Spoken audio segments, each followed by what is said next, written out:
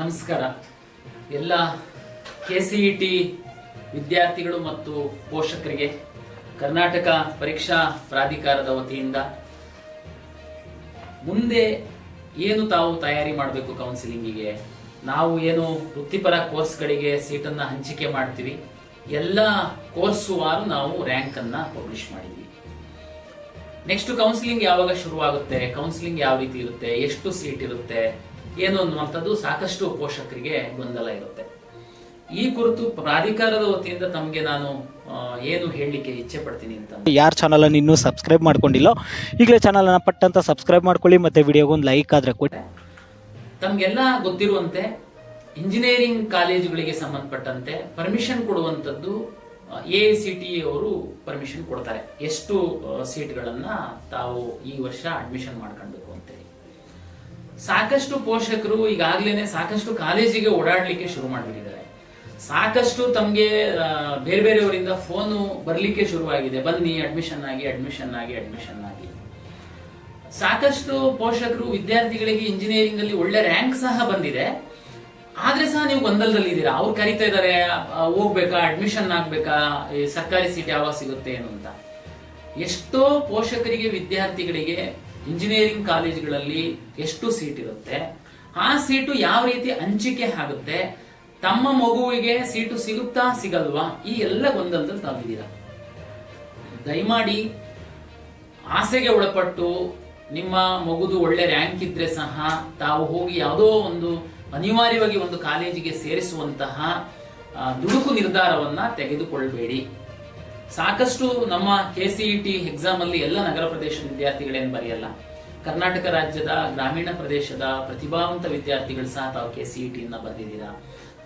ನಾನು ನಿಮಗೆ ಉದಾಹರಣೆ ಸಹಿತ ಯಾವ ರೀತಿ ನಾವು ಕೌನ್ಸಿಲಿಂಗ್ ಅನ್ನ ಮಾಡ್ತೀವಿ, ಬೇಸಿಕ್ ಇನ್ಫಾರ್ಮೇಶನ್ ಅನ್ನ ನಿಮಗೆ ನಾನು ಕೊಡ್ಲಿಕ್ಕೆ ಇಚ್ಛೆ ಪಡ್ತೀನಿ.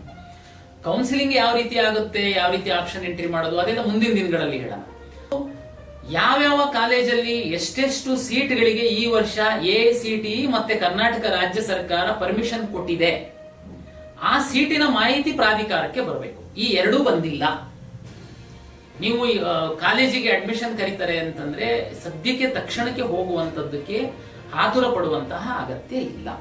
ನೀಟ್ ಯಾವ ಈಗ ನಾನು ಬಹುಮುಖ್ಯವಾಗಿ ಇವತ್ತು ಇಂಜಿನಿಯರಿಂಗ್ ಕಾಲೇಜ್ ಸೀಟ್ ಹಂಚಿಕೆ ಬಗ್ಗೆ, ನೀವು ಯಾರು ಪ್ರೈವೇಟ್ ಕಾಲೇಜುಗಳಿಗೆ ತಕ್ಷಣ ಹೋಗಿ ಒಳ್ಳೊಳ್ಳೆ ರ್ಯಾಂಕ್ ಇತ್ತು ಅಂತಂದ್ರೂ ಅಡ್ಮಿಷನ್ ಆಗುವಂಥದ್ದು, ಗೊಂದಲಕ್ಕೊಳಗಾಗುವಂಥದ್ದು, ಸೀಟ್ ನಾಳೆ ಸಿಕ್ಬಿಡುತ್ತೋ ಸಿಗಲ್ವೋ ಅನ್ನುವಂಥದ್ದು, ಇಂಥದಕ್ಕೆ ಒಂದು ತೆರೆ ಎಳೆಯುವಂತಹ ಪ್ರಯತ್ನ ಮಾಡ್ತೀನಿ.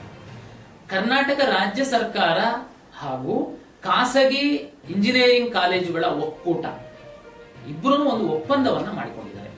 ಈ ಒಪ್ಪಂದದ ಪ್ರಕಾರ ಕರ್ನಾಟಕ ರಾಜ್ಯದಲ್ಲಿರುವಂತಹ 4-5 ಕೆಟಗರಿದು ಕಾಲೇಜು ಬರುತ್ತೆ. ನಾನು ಬಹುಮುಖ್ಯವಾಗಿ ಹೇಳುವಂಥದ್ದು ಸರ್ಕಾರಿ ಕಾಲೇಜುಗಳು. ರಾಜ್ಯದಲ್ಲಿ 16 ಸರ್ಕಾರಿ ಇಂಜಿನಿಯರಿಂಗ್ ಕಾಲೇಜುಗಳಿದೆ. ಅನುದಾನಿತ ಕಾಲೇಜುಗಳು, ರಾಜ್ಯ ಸರ್ಕಾರ ಅನುದಾನ ಕೊಡುವಂತಹ 9 ಕಾಲೇಜುಗಳಿದೆ. ಸರ್ಕಾರಿ ಕಾಲೇಜುಗಳಲ್ಲಿ 100 ಸೀಟ್ ಇತ್ತು. ಉದಾಹರಣೆ ನಾನು ಹೇಳ್ತೀನಿ, ಒಂದು ಬ್ರಾಂಚ್ಗೆ ಹೇಳ್ತೀನಿ. ಉದಾಹರಣೆಗೆ ಒಂದು ಸರ್ಕಾರಿ ಕಾಲೇಜಲ್ಲಿ ಕಂಪ್ಯೂಟರ್ ಸೈನ್ಸ್ ಅಲ್ಲಿ 100 ಸೀಟ್ ಅಡ್ಮಿಷನ್ ಮಾಡ್ಕೊಳ್ಳುವಂತದ್ದಕ್ಕೆ ಅನುಮತಿ ಇದೆ ಅಂತ ಭಾವಿಸಿದ್ರೆ 100 ಸೀಟುಗಳನ್ನು ಸಹ ಕರ್ನಾಟಕ ಪರೀಕ್ಷಾ ಪ್ರಾಧಿಕಾರ ಹಂಚಿಕೆಯನ್ನ ಮಾಡುತ್ತೆ. ದಯಮಾಡಿ ಅರ್ಥ ಮಾಡ್ಕೊಳ್ಳಿ. 9 ಅನುದಾನಿತ ಕಾಲೇಜುಗಳಿದೆ. ಆ ಅನುದಾನಿತ ಕಾಲೇಜುಗಳಲ್ಲಿ ಅನುದಾನಿತ ಕೋರ್ಸ್ಗಳೇನಿದೆ ಅದಕ್ಕೆ 100 ಸೀಟ್ ಏನಾದ್ರೂ ಇತ್ತು ಅಂತಂದ್ರೆ 95 ಸೀಟ್ಗಳನ್ನ ಕರ್ನಾಟಕ ಪರೀಕ್ಷಾ ಪ್ರಾಧಿಕಾರವೇ ಹಂಚಿಕೆಯನ್ನ ಮಾಡುತ್ತೆ. ದಯಮಾಡಿ ಅರ್ಥ ಮಾಡ್ಕೊಳ್ಳಿ. ಅಂದ್ರೆ ಸರ್ಕಾರಿ 16 ಕಾಲೇಜಲ್ಲಿ ಪೂರ್ತಿ ನಾವೇ ಅಲಾಟ್ ಮಾಡ್ತೀವಿ. ಅನುದಾನಿತ ಕಾಲೇಜುಗಳು 9 ಏನಿದೆ ಅದರಲ್ಲಿ ಅನುದಾನಿತ ಕೋರ್ಸ್ಗಳ 95% ಸೀಟ್ಗಳನ್ನು ನಾವೇ ಅಲಾಟ್ ಮಾಡ್ತೀವಿ. ಇನ್ನು ನಿಮಗೆ ನೆಕ್ಸ್ಟ್ ಅನುದಾನ ರಹಿತ ಅಂದ್ರೆ ಖಾಸಗಿ ಕಾಲೇಜುಗಳು, ಇದು ರಾಜ್ಯದಲ್ಲಿ ತುಂಬಾ ಖಾಸಗಿ ಕಾಲೇಜುಗಳಿದಾವೆ.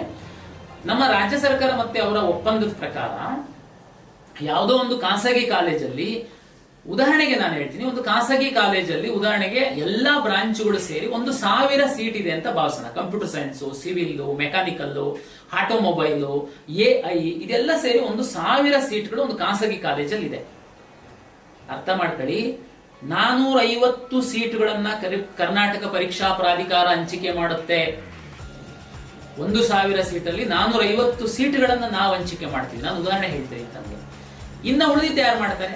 ತಮ್ಮ ಮಾಹಿತಿಗೋಸ್ಕರ ಹೇಳ್ತೀನಿ, 1,000 ಸೀಟಲ್ಲಿ ನಮ್ಮ ಒಂದು ಸರ್ಕಾರ ಮತ್ತೆ ಖಾಸಗಿ ಕಾಲೇಜುಗಳ ಒಪ್ಪಂದದ ಪ್ರಕಾರ 450 ಸೀಟು ಅಂದ್ರೆ 45% ಸೀಟುಗಳನ್ನ ನಾವು ಹಂಚಿಕೆ ಮಾಡ್ತೀವಿ.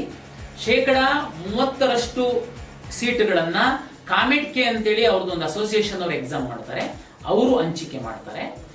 ಇನ್ನ ಉಳಿಯುವಂತಹ 25% ಸೀಟ್ಗಳೇನಿದೆ ಅದು ಮಾತ್ರ ಆ ಕಾಲೇಜಿನ ಆಡಳಿತ ಮಂಡಳಿಯವರು ಮ್ಯಾನೇಜ್ಮೆಂಟ್ ಕೋಟಾ ಮತ್ತೆ NRI ಅಂತೇಳಿ ಅವರಿಗೆ ಅಡ್ಮಿಷನ್ ಮಾಡ್ಕೊಂತಾರೆ.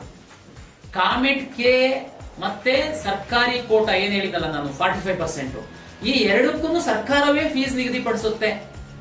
ನೀವು ಅರ್ಥ ಮಾಡ್ಕೊಳ್ಳಿ, 1,000 ಸೀಟು ಒಂದು ಖಾಸಗಿ ಕಾಲೇಜಲ್ಲಿ ಇದೆ ಅಂತಂದ್ರೆ ಕಾಮೆಟ್ ಕೆಗೆ 300 ಸೀಟು, ಕರ್ನಾಟಕ ಪರೀಕ್ಷಾ ಪ್ರಾಧಿಕಾರ 450 ಸೀಟು, ಇನ್ನ 250 ಸೀಟು ಮ್ಯಾನೇಜ್ಮೆಂಟ್ ಅಲಾಟ್ ಮಾಡುತ್ತೆ. ನೀವು ಒಳ್ಳೆ ರ್ಯಾಂಕ್ ನಿಮ್ಮ ಮಗುಗಿದ್ರು ನೀವು ಯಾಕೆ ಗಡಿಬಿಡಿ ಮಾಡ್ತೀರಾ?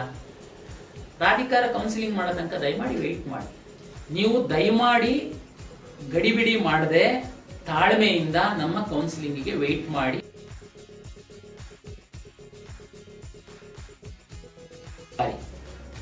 ಪ್ರತಿ ಬಾರಿ ಯಾವ ರ್ಯಾಂಕಿಗೆ ಯಾವ ಕಾಲೇಜಲ್ಲಿ ಕಟ್ ಆಫ್ ಆಗಿದೆ, ಉದಾಹರಣೆಗೆ ನಿಮ್ಮ ಮಗುದು 25,000 ರ್ಯಾಂಕ್ ಇದೆ, ನಿಮ್ಗೆ ಊರಲ್ಲೇನೆ ಇಂಜಿನಿಯರಿಂಗ್ ಮಾಡಬೇಕು ಅಂತಿದೆ, ನಿಮ್ಮ ಜಿಲ್ಲೆನಲ್ಲಿರುವಂತಹ 3 ಕಾಲೇಜ್ ಇದೆ, ಅದರಲ್ಲಿ ಯಾವುದೋ ಒಂದು ಕಂಪ್ಯೂಟರ್ ಸೈನ್ಸ್ ಬ್ರಾಂಚ್ ಅಲ್ಲಿ ನೀವು ಇಂಜಿನಿಯರಿಂಗ್ ಮಾಡಿಸ್ಬೇಕು ಅಂತ ನಿಮ್ಮ ಆಸೆ ಇದೆ. ಸಿಂಪಲ್, ನೀವು ಕರ್ನಾಟಕ ಪರೀಕ್ಷಾ ಪ್ರಾಧಿಕಾರದ ವೆಬ್ಸೈಟಿಗೆ ಹೋಗಿ, ನಮ್ಮ ವೆಬ್ಸೈಟ್ ಅಲ್ಲಿ ಪ್ರವೇಶ ಅಂತೇಳಿ ಕಳೆದ ವರ್ಷದ ಪ್ರವೇಶದ ಮಾಹಿತಿ ಇದು ಐಕಾನ್ ಮೇಲೆ ಕ್ಲಿಕ್ ಮಾಡಿ. ಕಳೆದ ವರ್ಷ ನಾವು ಪ್ರತಿ ರೌಂಡ್ ಅಲ್ಲಿ ಸೀಟ್ ಹಂಚಿಕೆ ಮಾಡಿರುವಂತಹ ಮಾಹಿತಿ, ಕಾಲೇಜ್ ವಾರು ಬ್ರಾಂಚ್ ವಾರು ಕಟ್ ಆಫ್ ರ್ಯಾಂಕ್ ಇದೆ. ದಯಮಾಡಿ ನಿಮ್ಮ ಮಗುಗೆ ಟಾಸ್ಕ್ ಕೊಡಿ ಸ್ಟಡಿ ಮಾಡೋದಕ್ಕೆ. ಸುಮ್ಮನೆ ಅವ್ರು ಹೇಳಿದ್ರು ಇವ್ರು ಹೇಳಿದ್ರು, ಯಾವುದೋ ಯೂಟ್ಯೂಬ್ ಚಾನಲ್ ಹೇಳಿದ್ರು, ಇಷ್ಟು ನಿಂತು ಬಿಡುತ್ತೆ ಅಷ್ಟು ನಿಂತು ಬಿಡುತ್ತೆ. ಯಾಕೆ? ನಿಮ್ಮ ಮಗು PUC ಪಾಸ್ ಮಾಡಿದೆ, ಸ್ಟಡಿ ಮಾಡೋದಕ್ಕೆ ಟಾಸ್ಕ್ ಕೊಡಿ. ಸ್ಟಡಿ ಮಾಡುವಂತದಕ್ಕೆ ನೀವು ಯಾವ್ದು ಕಾಲೇಜಿಗೆ ಹೋಗ್ಬೇಕಾಗಿಲ್ಲ. ನಾನು ಹೇಳ್ತಾ ಇದ್ದೀನಿ, ಕರ್ನಾಟಕ ಪರೀಕ್ಷಾ ಪ್ರಾಧಿಕಾರದ ವೆಬ್ಸೈಟ್ ಅಲ್ಲಿ ನಿಮಗೆ ಸಂಪೂರ್ಣ ಮಾಹಿತಿ ಸಿಗುತ್ತೆ. ನಿಮಗೆ ಈಗಲೇ ಗೊತ್ತಾಗ್ಬಿಡುತ್ತೆ ನಿಮ್ಮ ಮಗುದು ರ್ಯಾಂಕು ಏನಿದೆ, ಯಾವ ಕಾಲೇಜಲ್ಲಿ ಸಿಕ್ಬೋದು. ಅದ ಸರ್ ಕಳೆದ ವರ್ಷ ಕಟ್ ಆಫ್ ಆಗಿರೋದು ಈ ವರ್ಷ ಅಷ್ಟೇ ಕಟ್ ಆಫ್ ಆಗುತ್ತೆ ಅಂತ ಏನ್ ಗ್ಯಾರಂಟಿ ಸರ್? ಅರ್ಥ ಮಾಡ್ಕೊಳ್ಳಿ, ಇದು ಒಂದು ಅಂದಾಜಲ್ಲಿ ಹೇಳುವಂತದ್ದು. 90% ಸ್ವಲ್ಪ ಹಾಸ್ಪಾಸ್ ಇರುತ್ತೆ. ಕಳೆದ ವರ್ಷಕ್ಕೂ ಬಹುತೇಕ ಸ್ವಲ್ಪ ಆ ಕಡೆ ಈ ಕಡೆನೆ ಇರುತ್ತೆ. ನಿಮಗೊಂದು ಫೇರ್ ಐಡಿಯಾ ಬರುತ್ತೆ. ನೀವು ಇದು ಯಾವುದೂ ಸ್ಟಡಿ ಮಾಡದೆ ಸುಮ್ಮನೆ ಯಾರೋ ನಿಮ್ದು ನಂಬರ್ ತಗೊಂಡು ಫೋನ್ ಮಾಡ್ತಾರೆ, ಅವರಿಗೆ ನಿಮ್ದು ಎಲ್ಲ ಅಸ್ತ್ರ ಕೊಟ್ಬಿಟ್ಟು ಅವ್ರು ಹೇಳಿರೋಷ್ಟು ದುಡ್ಡು ಕೊಡೋದು, ಅಲ್ಲಿ ಹೋಗಿ ಸುಮ್ಮನೆ ಅಡ್ಮಿಷನ್ ಆಗೋದು, ಆಮೇಲೆ ಕರ್ನಾಟಕ ಪರೀಕ್ಷಾ ಪ್ರಾಧಿಕಾರದವ್ರು ಸೀಟ್ ಹಂಚಿಕೆ ಮಾಡಿದಾಗ ನಿಮಗೆ ಮಾರ್ಕ್ಸಿಗೆ ಅದೇ ಕಾಲೇಜಲ್ಲಿ ಸರ್ಕಾರಿ ಸೀಟ್ ಸಹ ಸಿಗೋ ಸಾಧ್ಯತೆ ಇರುತ್ತೆ, ಕಡಿಮೆ ಫೀಸಿನ ಸೀಟ್ ಸಿಗೋ ಸಾಧ್ಯತೆ ಇರುತ್ತೆ. ಅದಕ್ಕೆ ಆಮೇಲೆ ಎಲ್ಲ ಖಾಲಿ ಆಗ್ಬಿಡುತ್ತೆ ಸೀಟು. ಹಾಗೆ ನೋಡಿ.